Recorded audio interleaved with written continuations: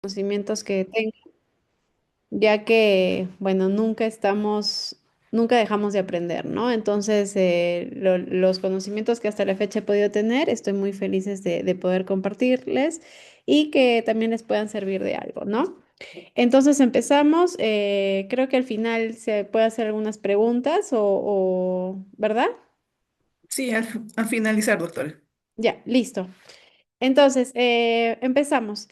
¿Por qué decidí este tema? Ya que yo soy odontopediatra y últimamente he estado viendo muchos bebés en consulta, la verdad es que es algo que me pone muy feliz de que gracias creo que a que muchos de nosotros los odontopediatras estamos dándole énfasis en la primera consulta del bebé y también, gracias a Dios, hoy en día existen las redes sociales y se puede difundir muchas cosas.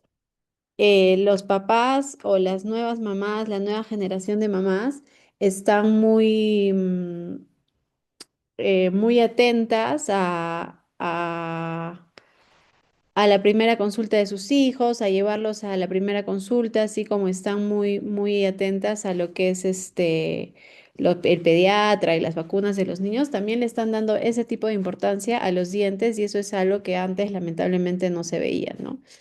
Y decidí dar esta charla porque también siento que muchos de nosotros, de muchos colegas, no están dándole la importancia porque de repente por desconocimiento o por miedo, porque también hay mucho miedo en tratar a un niño, hay mucho miedo en tratar a un bebé, entonces prefieren tratarlo a edades un poquito cuando están más maduros, cuando colaboran un poquito más, pero esto no siempre tiene que ser así, ¿no?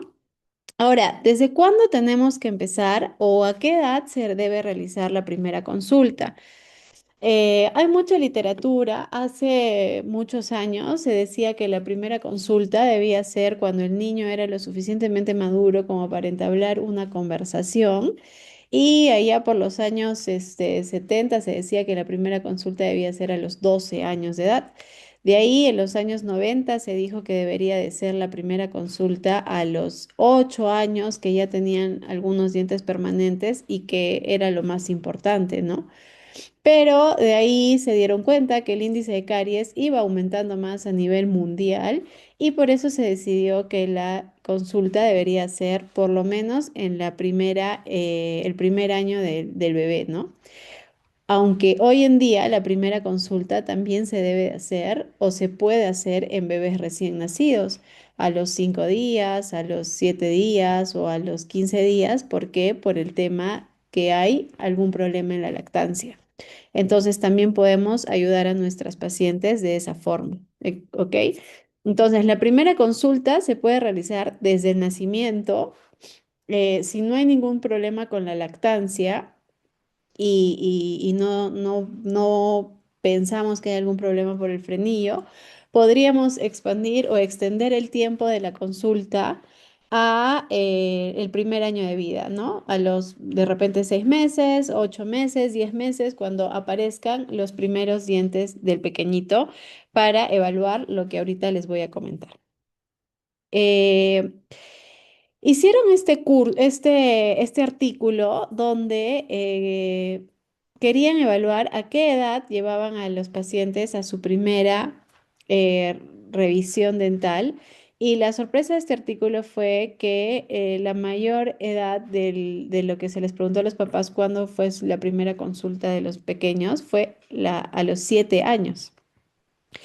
Se vio que los llevaban no por algún tema preventivo, sino que la mayoría de tratamientos que se hizo fue, como ustedes pueden ver acá, fue restauraciones. Solo los llevaron porque les vieron algún puntito negro, como dicen los papás, y los llevaron para hacer eso. Y como vemos aquí, en hombres el mayor porcentaje fue porque tenían un diente cariado y el siguiente porcentaje es porque les dolía el diente y en mujeres lo mismo, ¿no? Entonces solo los llevaban a consulta a los niños porque tenían algún dolor o porque le vieron algo negro en la boca y tenían que llevarlo.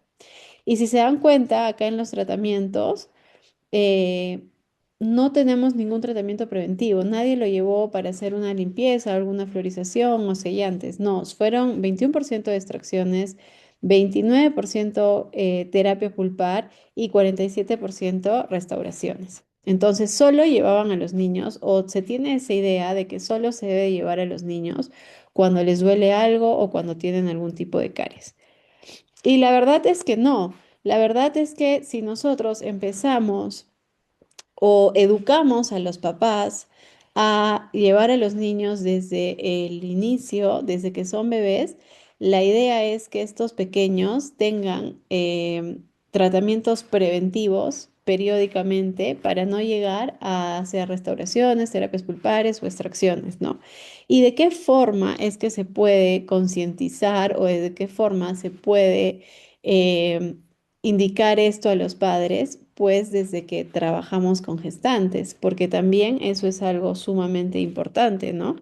Las gestantes deben de ir a controles dentales, las gestantes pueden recibir tratamiento, las gestantes necesitan entrar a un embarazo con una muy buena salud bucal, porque ya se ha visto que si la madre no está bien a nivel bucal, al niño también le puede traspasar estas bacterias y pues el niño va a tener esa misma condición bucal a lo largo de su vida, ¿no? Entonces, desde que nosotros atendemos a gestantes, que también es un compromiso que debemos de hacer, y no tenerle miedo a las gestantes.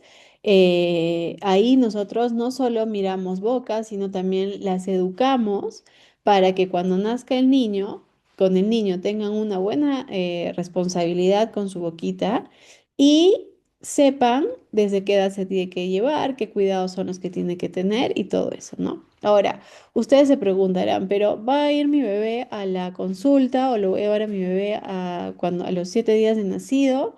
¿Y qué le va a ver si no tiene dientes, ¿no? Pero no.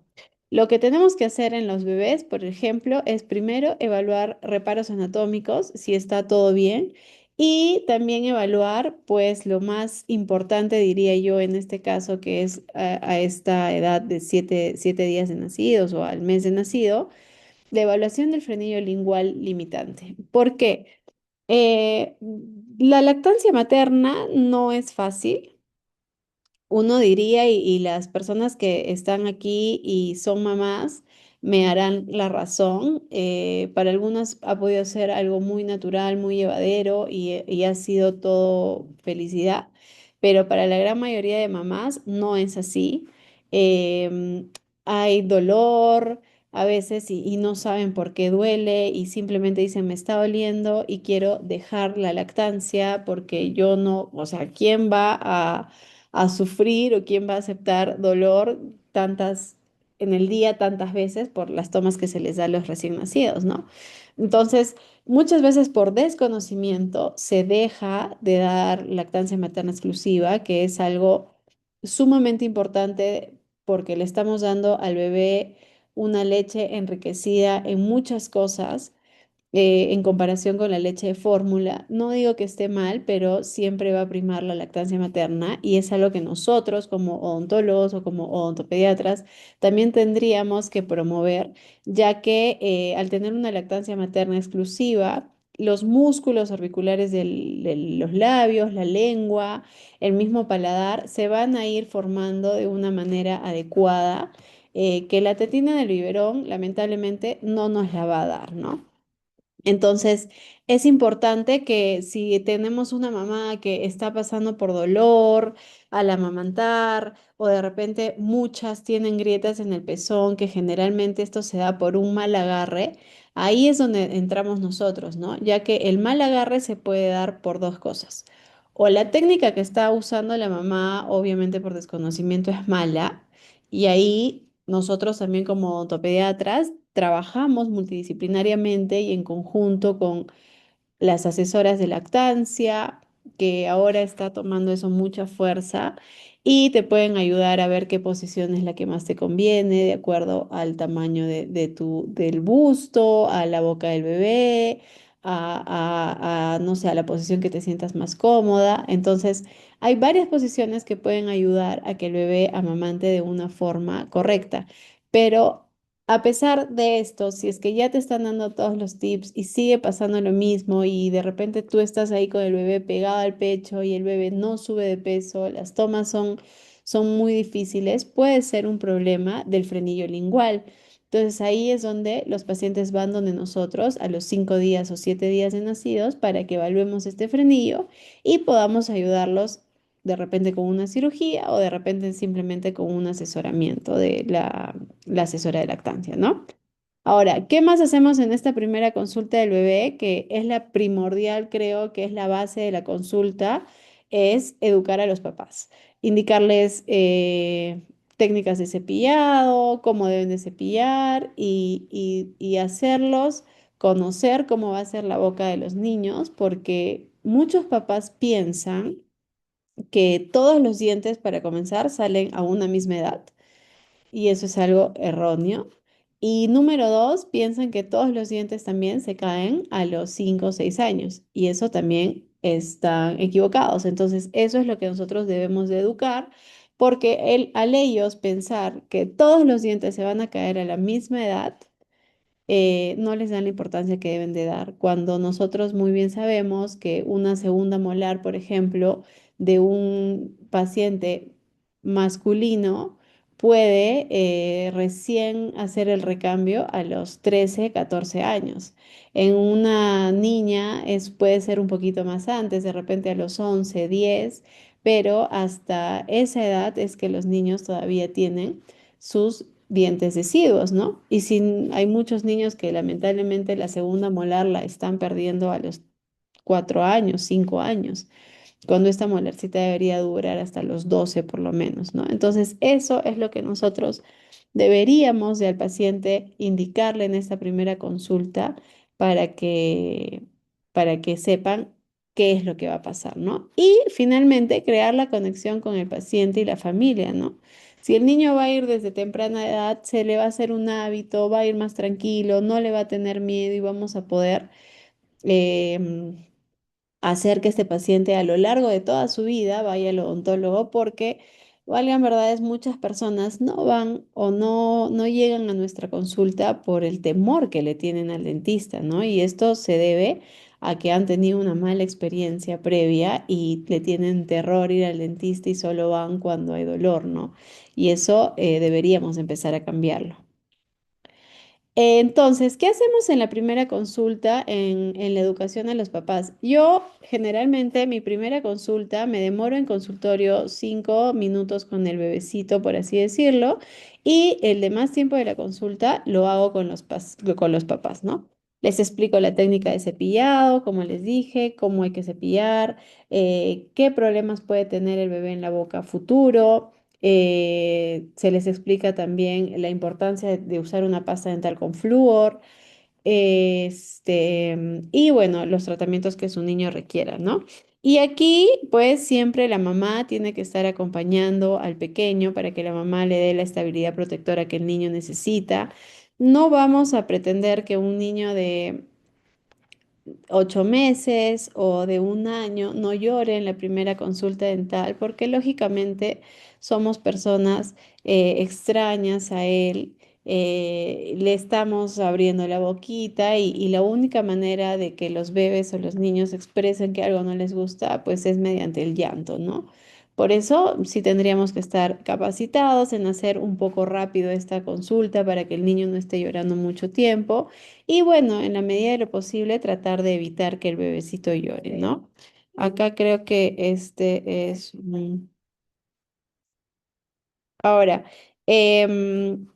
no siempre la consulta va a ser, hay que regirnos a que la consulta tiene que ser en el sillón dental, el paciente echado. No, con los niños tenemos que ver la forma de que ellos se sientan cómodos.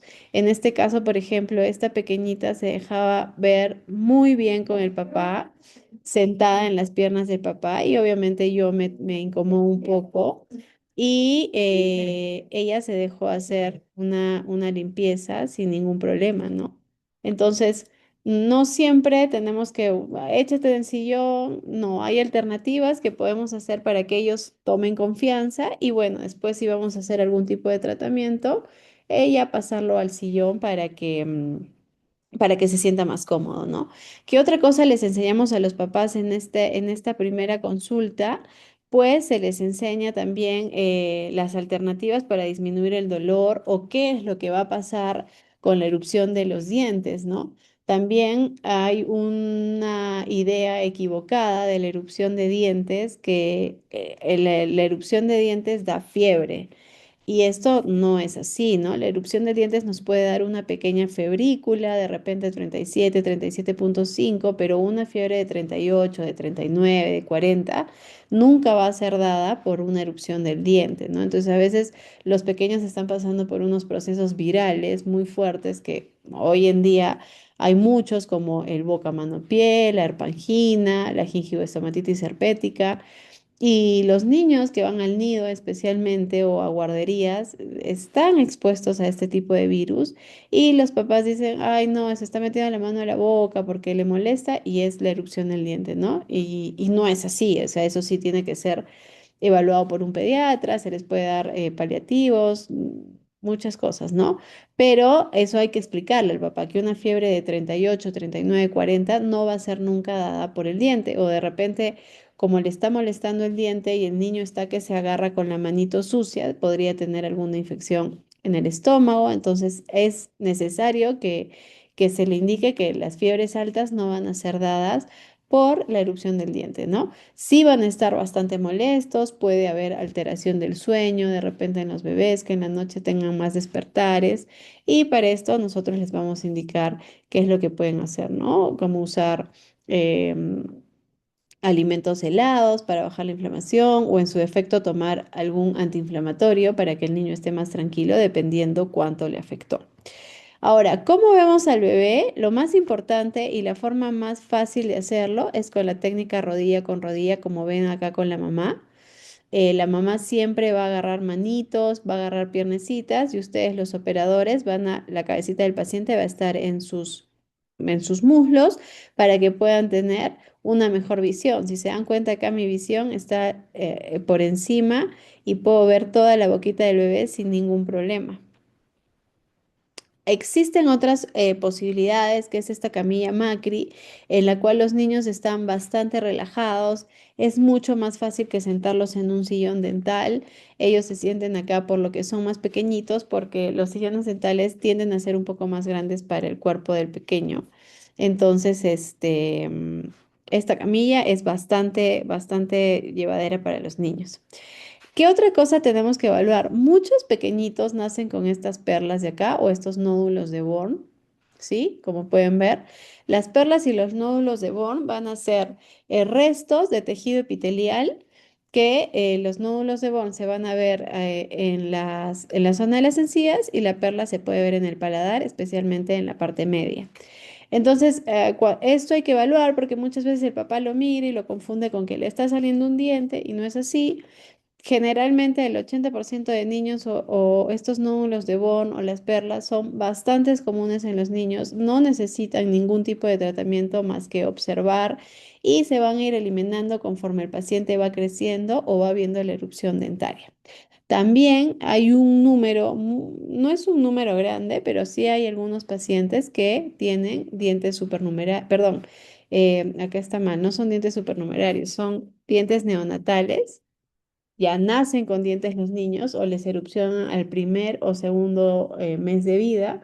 Y también esto es algo que se tiene que evaluar, ¿no? Porque si de repente la punta de este dientecito está muy filuda, puede hacer lo que es la úlcera de Riga-Fede y al bebé sí le va a causar bastante dolor y bastante incomodidad o también le va a causar incomodidad a la mamá al momento de lactar, ¿no? Entonces, acá hay que evaluar si es un diente supernumerario o si es el diente deciduo, ¿no? Y si es el diente deciduo, ver en qué condiciones está mediante la toma de una radiografía para ver si es que lo mantenemos en boca, redondeando de repente los bordes para que no haga este tipo de lesiones que les estoy comentando, o si finalmente es un supernumerario y está con movilidad, pues realizar la extracción, ¿no? En su defecto.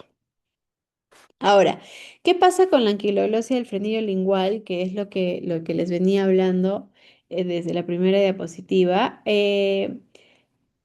¿Cómo vamos a diagnosticar que un frenillo está corto, que tiene anquiloglosia? Primero, cuando vemos que está pegado al piso de boca. Segundo, la mamá va a sentir dolor al amamantar.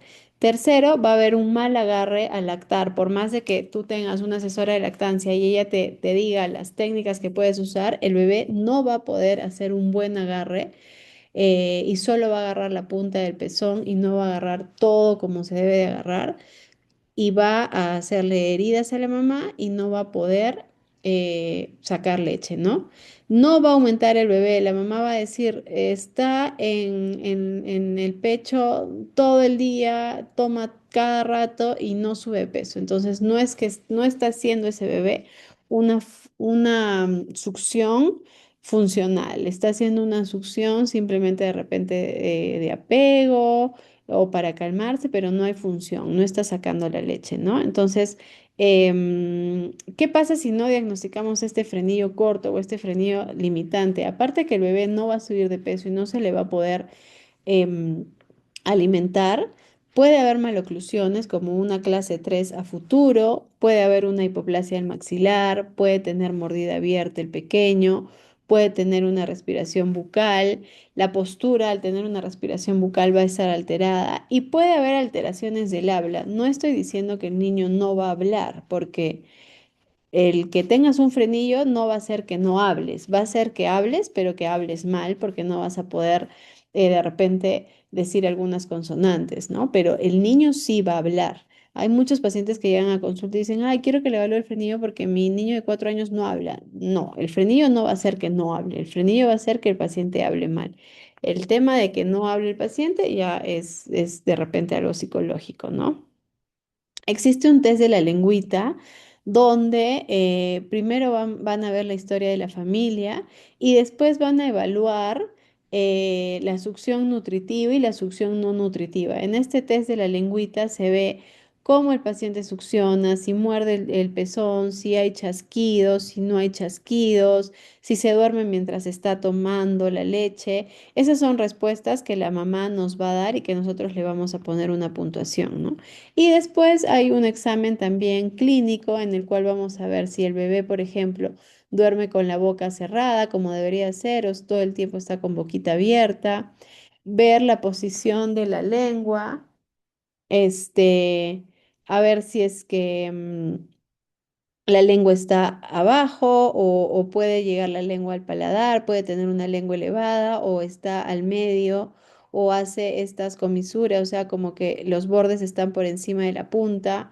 También vamos a ver cuando el bebé llora, dónde está posicionada nuestra lengua o si está redondeada, si puede tener una pequeña fisura o si tenemos la forma del corazón.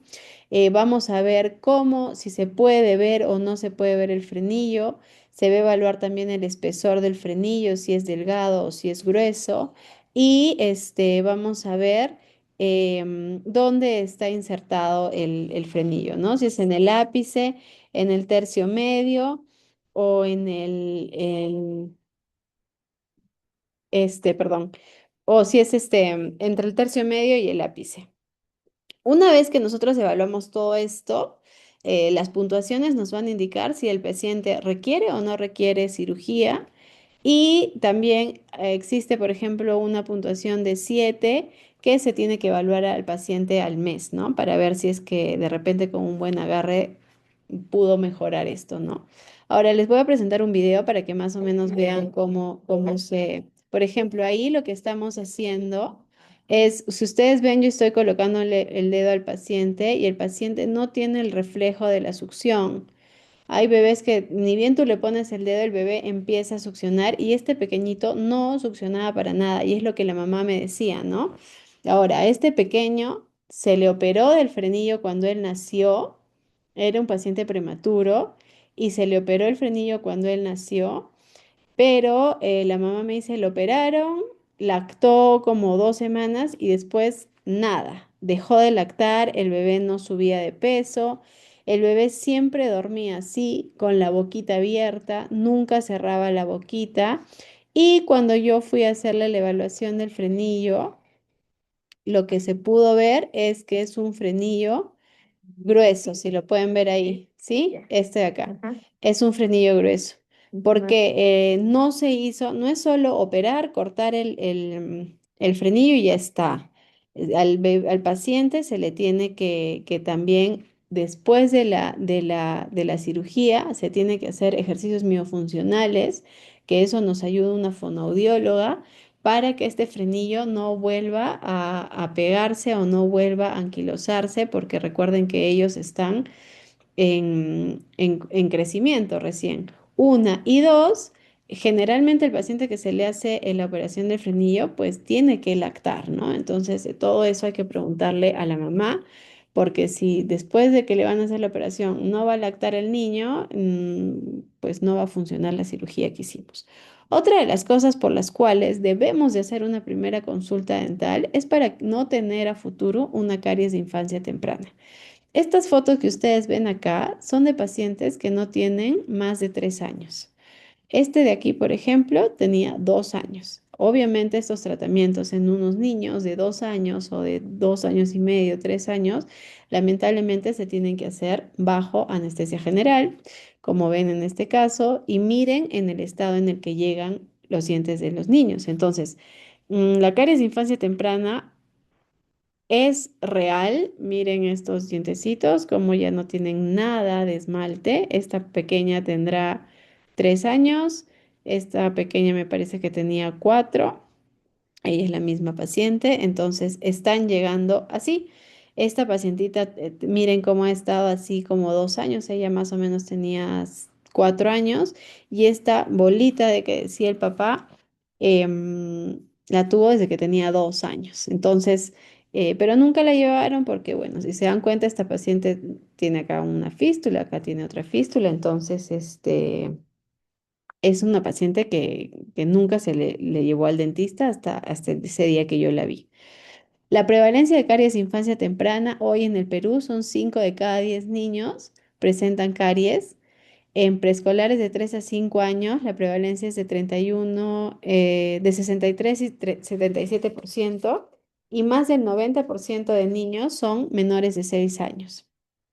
Este es un estudio que se hizo en el 2014, lo hizo la Universidad Cayetano Heredia, que más o menos hicieron la prevalencia de caries de infancia temprana por edades, ¿no? De 0 a 11 meses era un 10%, de 12 a 23 meses un 27%, de 24 a 36 meses, estamos hablando hasta 3 años, es un 60%, de 36 a 47 meses 65%, de 48 a 59 meses 73% y de 60 a 71 meses 86,9%.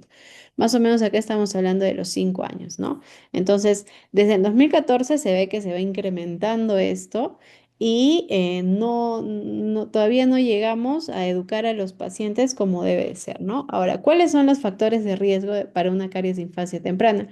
Como les decía, la transmisión temprana de bacterias, que esto se da por la mamá, ¿no? Si la mamá va a tener enfermedad periodontal, va a tener caries que están en dentina, por ejemplo, abiertas, y no sé, su bebito le va a dar besos en la mano, le va a dar, a veces es muy común dar besos en la boca, la mamá ya le está transmitiendo las bacterias al bebé, que no las, o sea, que las va a tener en algún momento. Todos nacemos con las bacterias del Streptococcus mutans, pero en niveles bajos, pues, ¿no? Pero esta mamá, si tiene una enfermedad periodontal, le va a transmitir las bacterias que el niño en ese momento no debería de tenerlas todavía, ¿no? No va a haber una higiene oral va a haber una higiene oral insuficiente, porque si ellas no se cepillan, imagínense si le van a cepillar al niño, ¿no? Insuficiente exposición a fluoruros. Ahora hay demasiada mal información sobre el uso de las pastas dentales, y es una pena que algunos colegas también a los niños de 10 meses o de 1 año les indiquen a las mamás que no deben usar una pasta fluorada porque el flúor les va a hacer daño.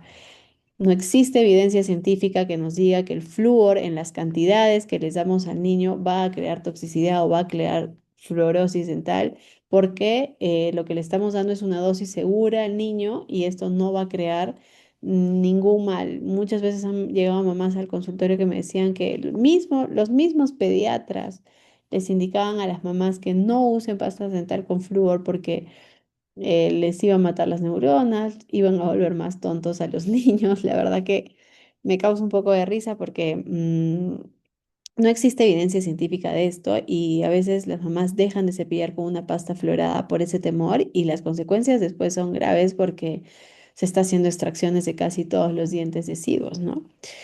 Hábitos alimenticios incorrectos, de repente el uso del biberón, le dan con jugos azucarados, le dan con jugos de caja. Las leches de fórmula no digo que sean malas, pero sí son bastante azucaradas, entonces hay que evaluar esto bien, ¿no? O la visita tardía al dentista también es un factor de riesgo muy alto, como les digo, recién los llevan a los 5 o 6 años. Anomalías dentales o niños con medicación prolongada. Hay que tener en cuenta también el IGDAS, este sistema para evaluar caries, para en los niños ahora hacer una odontología mínimamente invasiva. No todo es utilizar la pieza de mano. Hoy en día existen muchos protocolos para hacer una odontología mínimamente invasiva, pero tenemos que estar bastante capacitados en este sistema IGDAS para que puedan saber qué tratamientos elegir, ¿no? También se está viendo muchos efectos de desarrollo en el esmalte, que antes no se veía tanto, me parece, pero ahora sí en la dentición decidua está habiendo muchos efectos de esmalte, se ven manchas, los efectos de esmalte es que el diente no termina de mineralizar y se ven como manchas blanquecinas, cafés o marrones o amarillas. Que podemos confundirlo con caries dental, pero no es esto, ¿no? Entonces, por eso es la importancia de evaluar. Yo, por ejemplo, a mis pacientes prefiero evaluar cada erupción de diente porque si los centrales no salieron con hipomineralización, de repente los caninos sí me salen con hipomineralización y ni qué hablar de las molares, ¿no? Entonces, ¿qué pasa cuando no? ¿Por qué se puede dar esto? Pues en dientes deciduos.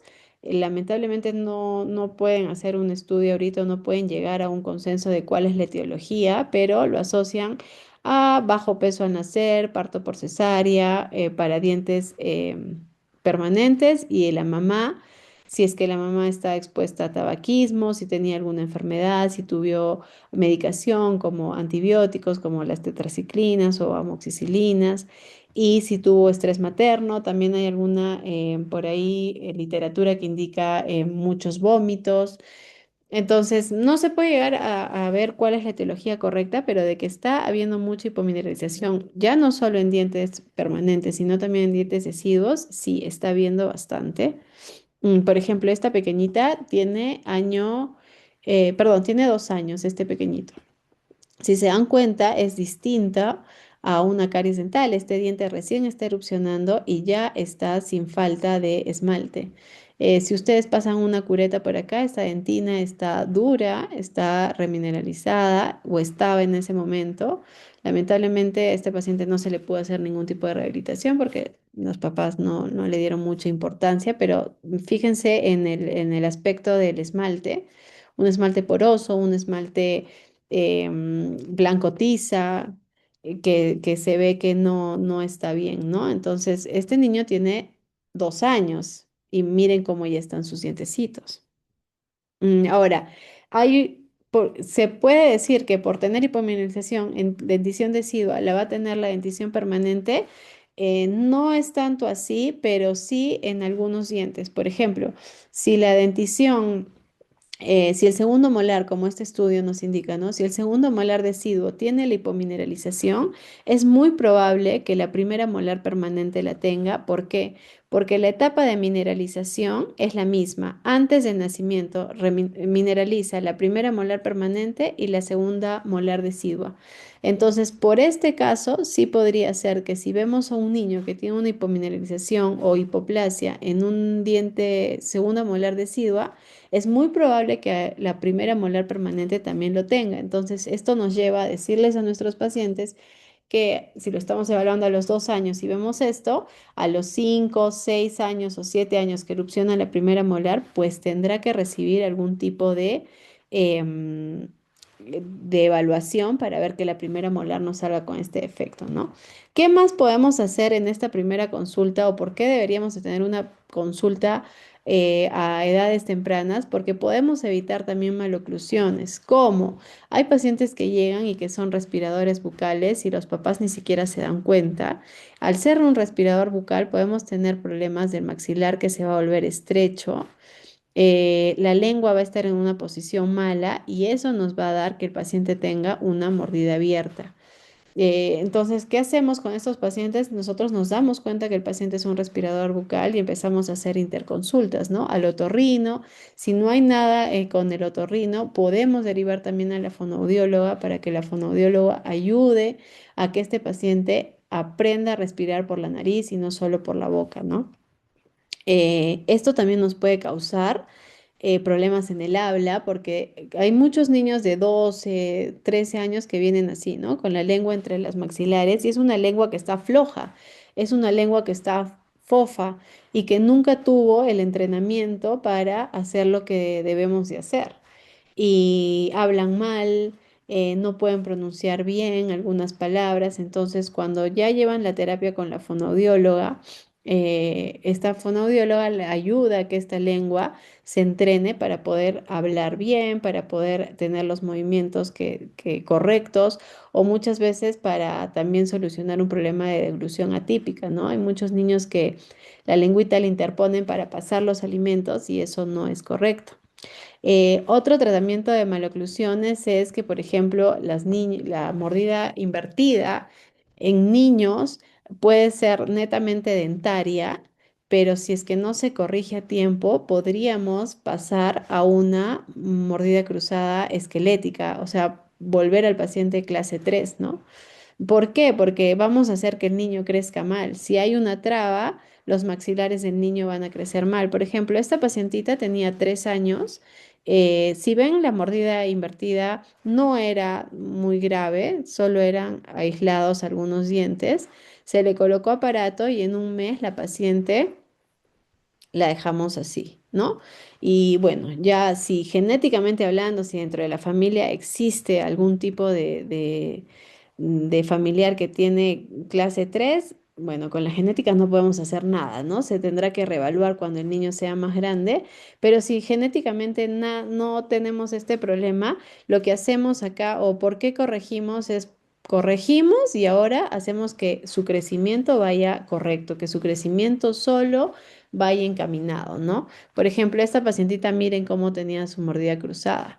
Al tener una mordida cruzada así y al que ella siga creciendo así, obviamente vamos a tener un maxilar atrófico y una maxila que va a crecer sin ningún tipo de traba, ¿no? Entonces, miren cómo era su mordida cruzada, era bastante grave, pero con aparatología, gracias a Dios logramos descruzarla y ahora esta paciente tiene 4 años. Y ahora, pues netamente tenemos que dejar de que su crecimiento siga y se reevaluará a los 8, 9 años en la erupción de los permanentes a ver si funcionó lo que hicimos ahora de pequeños, ¿no? Entonces, ¿de qué manera podemos prevenir esto? Las consultas a temprana edad, como les decía, ya para finalizar. Las consultas pueden ser desde el nacimiento o generalmente es ideal que los lleven en el primer año de edad. Educar a gestantes, eso es importante porque si no educamos a las gestantes, ellas no van a poder darles a sus hijos lo que necesitan. Uso de pasta dental del flúor desde la aparición del primer diente que tenga de 1000 a 1100 ppm de flúor en dosis seguras hasta los 3 años del tamaño de un arrocito. No se enjuaga, no es necesario enjuagar, eso no le va a causar al niño daños en el estómago o le va a causar algún tipo de fluorosis. Como les digo, no existe la evidencia científica que respalde esta teoría. Al contrario, el flúor es lo único que va a hacer que nuestros dientes estén en un constante proceso de desmineralización y remineralización y vamos a evitar así la caries dental. Aplicación de flúor barniz en consultorios, dependiendo del riesgo del paciente, se puede hacer cada 2, cada 4 o cada 6 meses, dependiendo del riesgo de caries alto, bajo, moderado.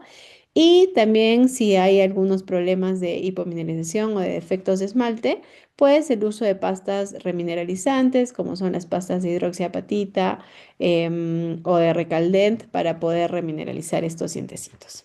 Espero que les haya gustado. Si tienen alguna duda, Estoy lista para poder ayudarlos.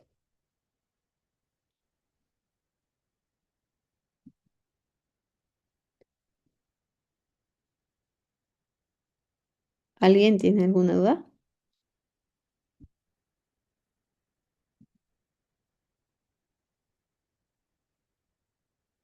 Ah, a ver, Alberto, ¿la lactancia materna prolongada aumenta riesgo de caries?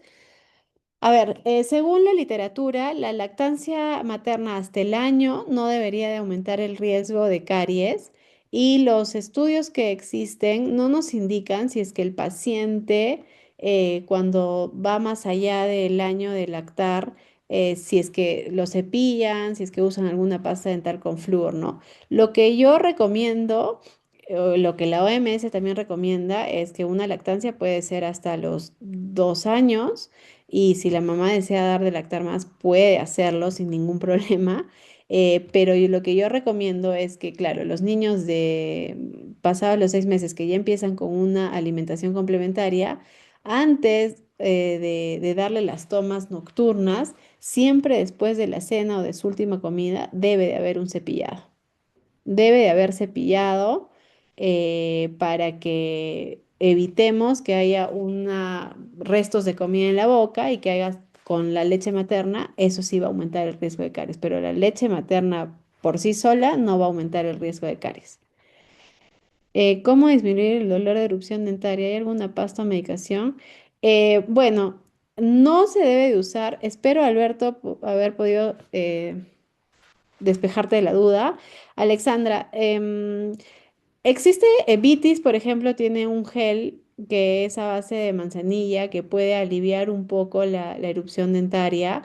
Ya no se usa pastas o medicación que tengan benzocaína porque la benzocaína se vio en Estados Unidos que daba un problema en los bebés de hipoglobulinemia. Entonces, la benzocaína no se debe usar en bebés, está prohibido usar algún tipo de pasta con benzocaína en bebés. Lo que puedes hacer es colocarle, no sé, helados de leche materna, que sean de hielito para que baje la erupción, utilizar estos mordedores de gel que los pones en la refri para que el bebé muerda y como les decía, si es demasiado, podrían ayudarse de algún antiinflamatorio, ¿no? Ibuprofeno, de repente, para que el bebito pueda pasarla mejor en la noche. ¿Cómo se puede prevenir el riesgo de caries cuando se da lactancia nocturna? Como te digo, si es lactancia materna, siempre que existe el cepillado con una pasta florada, hay muchas mamás que dan de lactar hasta los 2 años, 3 años y los pacientes no tienen ni una caries. Eh, yo voy a comentarles, yo le he dado de lactar a mi hijo casi hasta los 2 años y medio, no tiene caries mi pequeño. En el tema de la fórmula sí habría que tener un poquito más de control porque como les decía, la fórmula es azucarada, entonces de repente en estos niños sí aumentar un cepillado, ¿no? En niños menores de 2 años con un cepillado en la noche podrían estar bien, pero en estos niños de fórmula de repente pedirles que hagan 2 cepillados, hasta tres, ¿no? Dependiendo cuántas tomas hace en la madrugada. Flor, desde la erupción dental se puede realizar profilaxis dental más aplicación de flor barniz y cuál es recomendable. Desde la erupción dental, no entiendo mucho tu pregunta. ¿Cómo desde la erupción dental? ¿Cuántas veces se puede cepillar al día? Como les decía, en los niños hasta antes de que tengan las primeras molares, puede ser una sola vez, el de la noche que es el más importante. Después podemos hacer 2 cepillados mañana y noche, por lo menos hasta los 3 años. Eso va a depender mucho de cuándo el niño, em, si ya está consumiendo azúcar, eh, si la mamá tiene una buena técnica del cepillado si usa leche de fórmula, todo eso se va a tener que evaluar. Transmisión vertical de caries es una realidad o mito, gracias. No, es una realidad, es una realidad. No es transmisión vertical de caries, es transmisión de bacterias, transmisión vertical de bacterias, como les comentaba, ¿no? Las mamás Lamentablemente tienden a dar besos en la boca al niño o cuando le dan la comida, las mamás soplan la comida del niño y ya ahí puede botar algunas partículas de saliva y podríamos estar transmitiendo estas bacterias de la boca de la mamá que el niño no debería de tener tan pequeño, ¿no? Entonces es importante ver cómo está el estado de la boca de la mamá, pero sí, la transmisión vertical de bacterias sí se da, pero transmisión de caries no, la caries no se transmite. Buenas noches con todos. ¿Cuánto tiempo tiene que pasar después de darnos cuenta que un niño tiene la enfermedad de pies, mano, boca para volver a atenderlo? Bueno, cualquier enfermedad viral tiene un proceso de 15 días, sí o sí. Eh, la semana más contagiosa son los primeros 5 días, entonces yo siempre espero que después de los 15 días ya puedes atender a tu bebé con normalidad, ¿no? O a tu niño. Muchas madres atribuyen que el sulfato ferroso es malo para los dientes porque los mancha. ¿Cómo disminuir eso? Depende de cómo se los den, ¿no? Pueden darle con jeringa y que la coloquen bien atrás, casi casi por el paladar, y de esta manera el sulfato ferroso no se va a ir por toda la boca.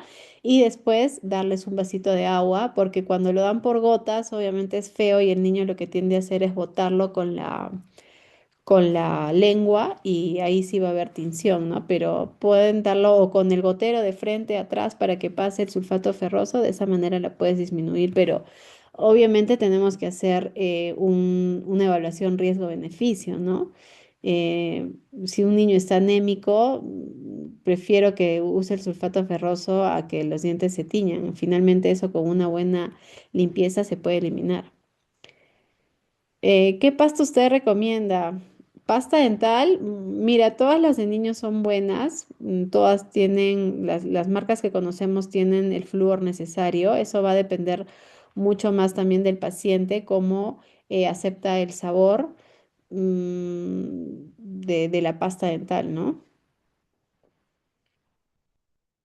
El tratamiento para aftas en niños, dependiendo, si es viral, lamentablemente, porque hay que hablar de qué aftas estás hablando, ¿no? O sea, muchas veces la gingivostomatitis herpética da muchas úlceras en la boca y bueno, ahí lo único que se tiene que usar son asintomáticos, paracetamol, ibuprofeno, darle líquidos fríos al paciente para esperar a que pase el proceso, ¿no? Me imagino que a eso te refieres.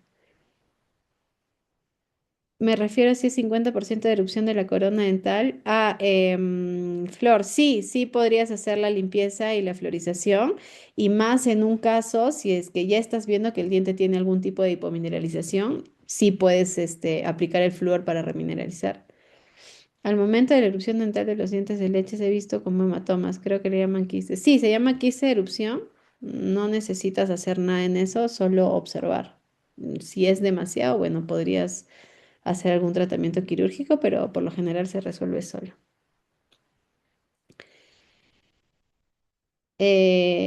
Son demasiadas preguntas. Alexander, ¿recomiendo utilizar flúor de mina de plata? Sí, claro, es una buena alternativa para hacer una mínima intervención en los pequeños.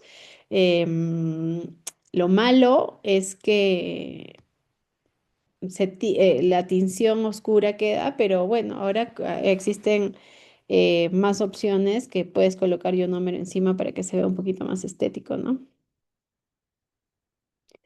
Los antibióticos y medicamentos constantes pueden producir o acelerar la caries. O sea, sí, no necesariamente por ser antibiótico, sino que todos los medicamentos de los niños son recontra azucarados porque no hay otra forma de que los tomen. Entonces, si sí va a estar por ejemplo, no sé, le vas a dar jarabes que son altamente azucarados y encima no vas a cepillar los dientes, sí, obviamente va a aumentar el riesgo de caries, ¿no? Una. Y dos, medicamentos prolongados, por ejemplo, en los pacientes asmáticos, sí también causa una desmineralización el uso de inhaladores prolongados, ¿no? ¿Cómo debe ser el entorno? El modo de atender a un niño en su primera cita de dentista, puesto que generalmente nuestro entorno uniforme, ya sea chaqueta, mandil, son similares a las otras especialidades de salud y el niño crea. Un recelo al cooperar generalmente sucede en los centros de salud, ya sea del Estado y del Seguro Social. Em, sí, claro, eso lo dependes tú, eso depende de ti, ¿no? Depende de cada profesional. Pueden usar lo que son las chaquetas de colores, a ver si al niño le llama la atención, o de repente utilizar una ropa que no sea tan formal para que el niño se sienta más a gusto, obviamente siempre cuidando la bioseguridad con el paciente y la bioseguridad tuya, pero sí, sí, o sea, a muchos niños, como les decía, ¿no? No necesariamente también los tienen que atender en el sillón, la primera consulta, puedes hacerlo en la sala de espera para que se sienta un poco más en confianza y después lo haces pasar al consultorio. Depende mucho del manejo de conducta que tú tengas con tu paciente, ¿no? ¿En qué casos está indicada el fluoruro de amino de plata y solo su colocación bastaría para la detención de caries o debería sellar el diente? Bueno, el fluoruro de amino de plata lo puedes utilizar en caries que no estén o que estén del tercio medio para afuera de la dentina, no del tercio medio para adentro, porque sí podrías irritar la pulpa. Eh, o sea, sí va a detener la actividad de caries, porque hay que evaluar ahí, como les decía, con el IGDAS si está activa la caries o si ya está detenida. A veces puedes colocar ionómero encima, pero no es que al colocar el flúor de amino de plata ya para toda la vida esto va a estar, mm, no va a entrar otra vez caries, no. Si no hay una buena higiene, si no hay controles periódicos, la lesión de caries se puede activar nuevamente. Sí, Stephanie, como decía, el uso de inhaladores sí puede, creo que ya respondí tu pregunta en la pregunta anterior. Gengigel, no, no lo he usado. No lo he usado. Doctora, decían no colocar flúor hasta mucho después de la erupción, ya que todavía no está madura la hidroxiapatita y el tener flúor. Pero va a depender mucho, como te digo, si hay algún tema de hipomineralización, es mejor que remineralices de alguna forma para evitar que haya fractura o que el diente, un diente hipomineralizado está más expuesto a caries dental, ¿no? Entonces va a depender mucho de cómo esté ese diente. La aplicación de flúor gel en zona de hipomineralización sería con flúor gel acidulado. No, tendría que ser con flúor neutro. Acidulado no, porque estarías, eh, o sea, recuerda que el diente está desmineralizado, le faltan minerales. Lo ideal es el flúor neutro. ¿Recomienda algún tipo de té o infusión? No, las infusiones hay que tener mucho cuidado con las infusiones en los bebés. No todos los bebés antes del año es recomendable que los bebés no tomen infusiones y té tampoco por el tema de la cafeína que tiene el té. Como decía, netamente darle los mordedores fríos y el bebé, no sé, pueden darle una zanahoria, la ponen en el freezer para que esté fría y el bebé pueda morder eso. Pueden darle helados de leche materna, helados de fruta, para que baje la erupción, ¿no? Que hay muchos niños que la pasan bastante bien, no es tantas las molestias. En caso de aftas debido a un virus como el que causa la enfermedad de manos, pies y boca, se recomienda el uso de spray como Angiovac para que pueda lactar. El pediatra le recetó a mi hijo de 1 año y ayudó muchísimo. Quisiera saber si no es contraproducente. A pesar que el inserto de medicamento recomienda no menores. Sí, o sea, el Anginovac te puede ayudar. No sé qué, me parece un poco fuerte para bebés.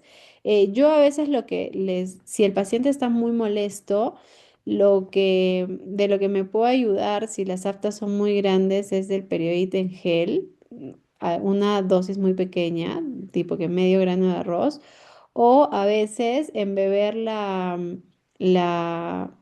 una gasita, embeberla con el perioid y exprimirla, o sea, que no esté chorreando el perioid y ponerles en las mucosas para que calme un poco, ¿no? Y a los niños les alivia bastante eso, pero la verdad es que la enfermedad de boca, mano, pies en niños menores de 1 año pasa bastante rápido. O sea, si te ayudas del ibuprofeno, de líquidos fríos y bueno, darle el mayor tiempo de lactar, pasa bastante rápido en los niños. En 3 días ya dejan de sentir las molestias.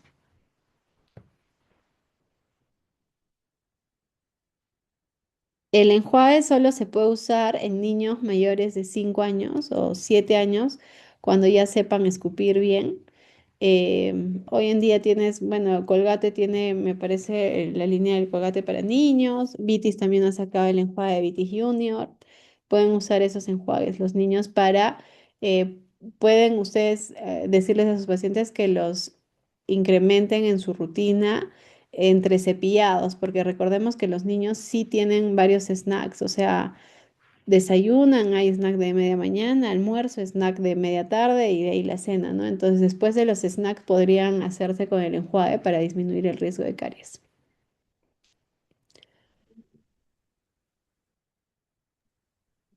Bien, doctora, hemos terminado la conferencia. Muy acertadas sus respuestas, doctora. Realmente estamos convencidos de todo lo que usted nos ha despejado las dudas y en verdad sí he visto que nos ha llenado